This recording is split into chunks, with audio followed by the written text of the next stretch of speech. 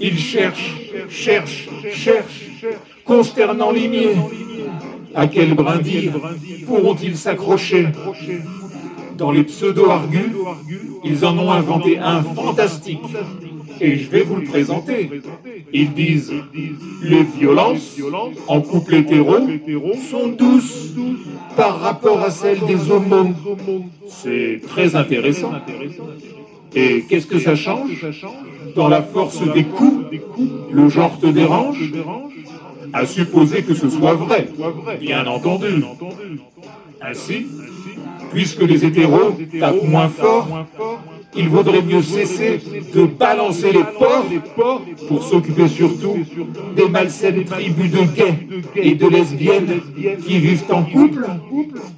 Le procédé est gros.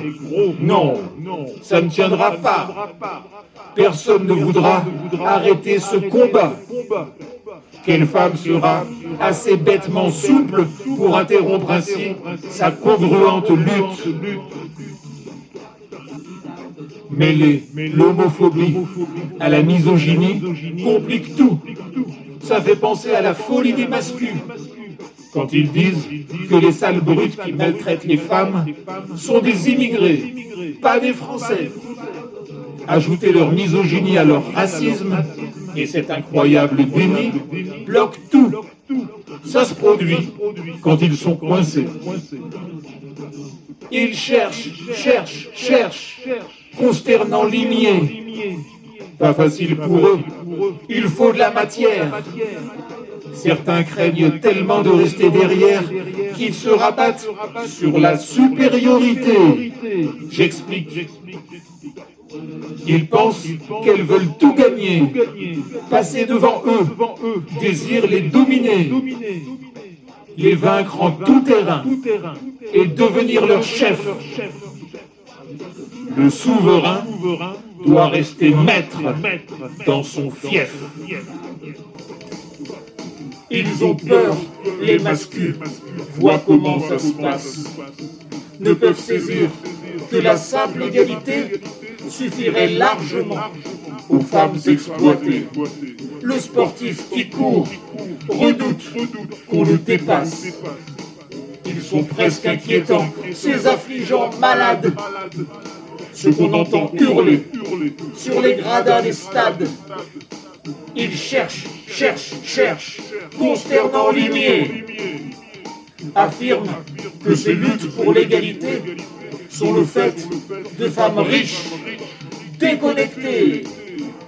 Celles qui travaillent n'ont pas la volonté malsaine d'empiéter sur le pouvoir viril. Féminisme, lubie des friqués, des rupines, l'ouvrière acceptant les caresses taquines de son patron frustré, dialectique débile. Il cherche, consternant limier. Se plaignent des verdicts imposés aux tueurs de femmes. Trop lourd. Une excessive rigueur pour un crime d'amour. Quand, de l'autre côté, les juges se montrent si tendres avec elles, si indulgents, c'est en tout cas ce qu'ils prétendent. Un homme au tribunal, il faut qu'on le pourfende, alors qu'on consolerait l'accusé femelle. Condamner l'homme qui a tué sa conjointe est une insulte faite à la phallocratie. Heureusement, le patriarcat réduit, pour les autres violences, le nombre des plaintes. Ils cherchent,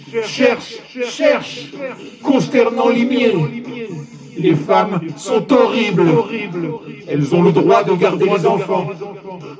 Dans presque tous les cas, après le divorce.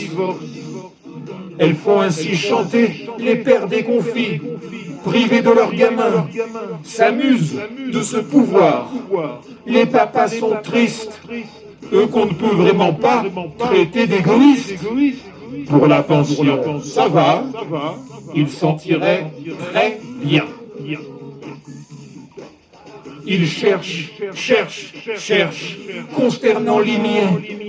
Et les féministes, ils les connaissent tous. Simone Veil était lumineuse. La frousse n'a agrippé personne quand elle a parlé. Tout se passait bien. Aujourd'hui, c'est différent.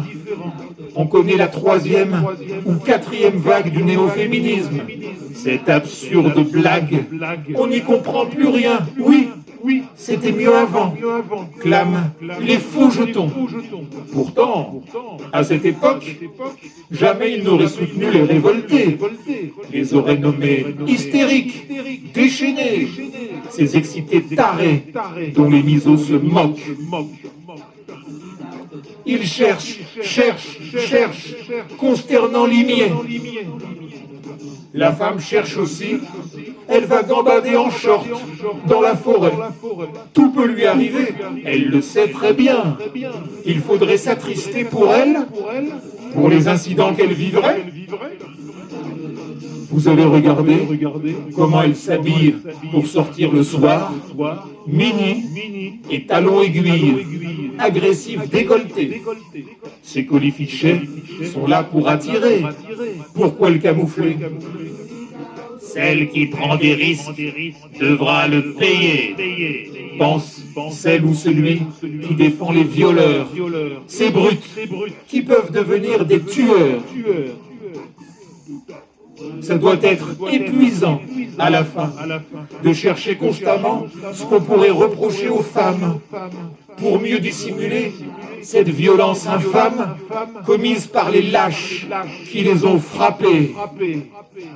Le but de cet arrêt, simplement justifier les horreurs infligées aux êtres sans défense.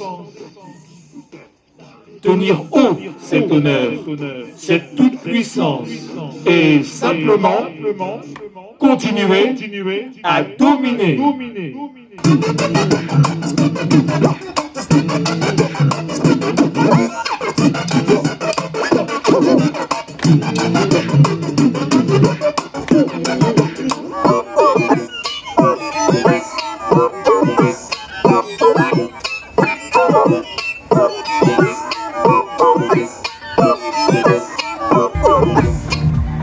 Il est un mot français qui a changé de sens. C'est le mot victime. Autrefois, il nous parlait d'une personne blessée, souffrante. On voulait l'aider, la secourir, lui porter assistance. Notre société bouge, ce qui est normal, et se transforment aussi les définitions. On peut trouver à tout cela une raison. Un nihilisme accru, égoïsme fatal qui peut faire de droits de l'homiste une insulte. Généreux deviendrait pire que fils de pute? De nobles qualités poursuivent cette chute. C'est la compétition qui produit ce tumulte. La victime est devenue malsaine à présent. On préférerait nettement qu'elle se cache. Les malheureux, il conviendrait qu'on s'en détache. Des malades, des vieux, des femmes, des enfants. On adule le chef. Et sa testostérone s'est soudain changée en nectar des ambitieux. Tout est devenu simple, on se veut victorieux, dédaigneux des ratés que la vie abandonne. Victime est une injure pour un mâle alpha, si ça existe. Cet homme règne et fascine. Victime est une offense pour un misogyne. Il gouverne et elle obéit, c'est comme ça. Les massacreurs de femmes et leurs affidés ont le même problème. Elles se victimisent de façon gênante. Si jamais on excise quelque part une fille, les voilà fâchées. On ne peut plus rien dire, on ne peut plus rien faire, ça devient lassant. Pourtant, la psychologie donne de bons conseils. Tout cela se guérit en éloignant la malade, en la faisant taire, en changeant de sujet. Elle se victimise jusqu'au moment où son compagnon lui assène de son poing puissant le coup fatal qui l'amène à quitter la vie. Ouf, c'est la fin de la crise. Il existe en ce monde deux catégories. En premier lieu, celles et ceux gentils, offrant un grand respect aux femmes. Ça semble évident, une mère nous a conduits jusqu'à la vie. Et puis, en second lieu, les haïsseurs de femmes. Ils sont là, parmi nous. Ils tuent et ils exploitent sans remords. Et au fond de leur conscience étroite, il est rare que s'allume la douce flamme de l'amour. C'est le rejet qu'on sent, l'aversion. À ce comportement existe une raison lointaine, inconnue du violent, qui l'incite à torturer aussi lâchement. Je ne suis pas son psy, pars à la plus pressée, lui propose un abri si elle est poursuivie par un jaloux. Ce qui compte, c'est la survie. Leur triste acharnement n'est que bestialité. On devrait les plaindre pour au moins 2 raisons. Première raison, ils se font du mal entre eux. Ils s'empêchent d'aimer la vie, ces malheureux. Toujours dans ce combat, garçon contre garçon. Le système qui est le leur, qu'ils nous imposent, est faussé au départ, bloque toute sortie. Ce patriarcat n'est qu'un rêve d'abruti qui brise tout espoir et ainsi indispose ceux qui voudraient se trouver à la même place, celle du chef, là-haut, d'où on peut commander et conquérir. Ainsi fonctionne leur pensée de petits garçons, riches en caprices voraces. Il faut le redire, ils se font du mal entre eux. On peut les plaindre de subir cette bêtise.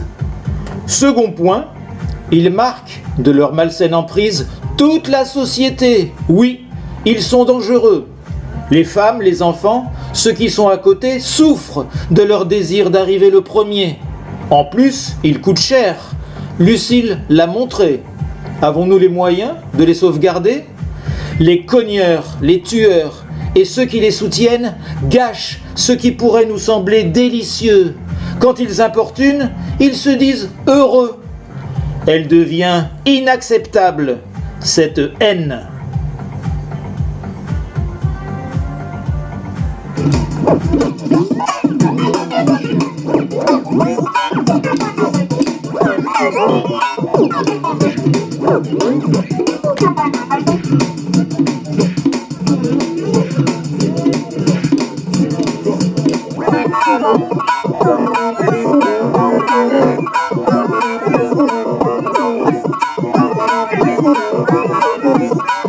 Thank you.